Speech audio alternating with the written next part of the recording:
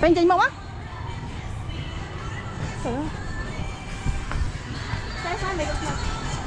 Ồ, anh là nắm rồi. No, but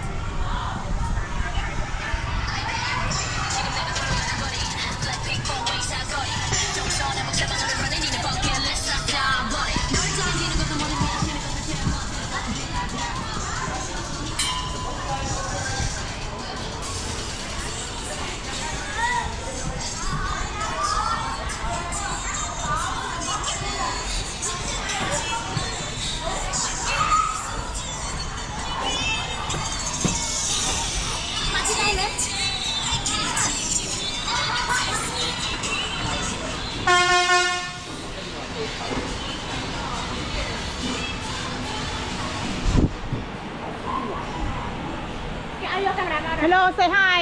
พูดอยู่กับตาตกเหมือนฮะ tie my hair.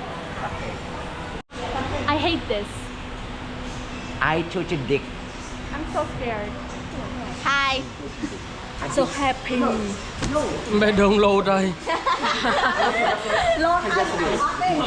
And there was a food called dick. Pin đây bay khỏi ta. It's not funny. Một camera máy á, cắt nhá.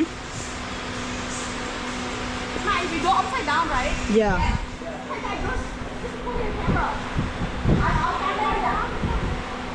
Nói cái căn tu sắp giật lé. Let's go.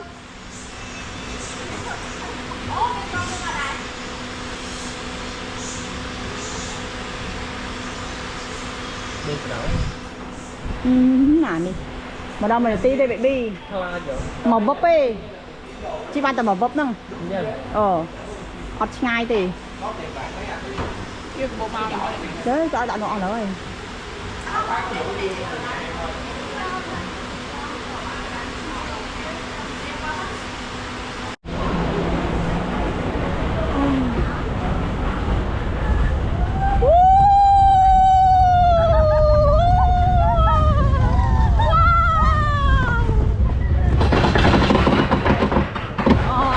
Chạm môi thế, chạm môi thôi.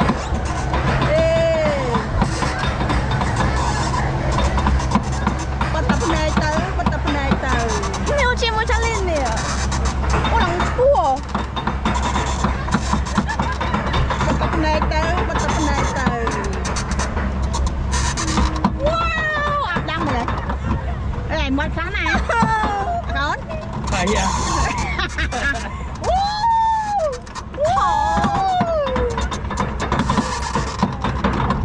Ông ban ở kia đi điện, kia ban ở đi tới.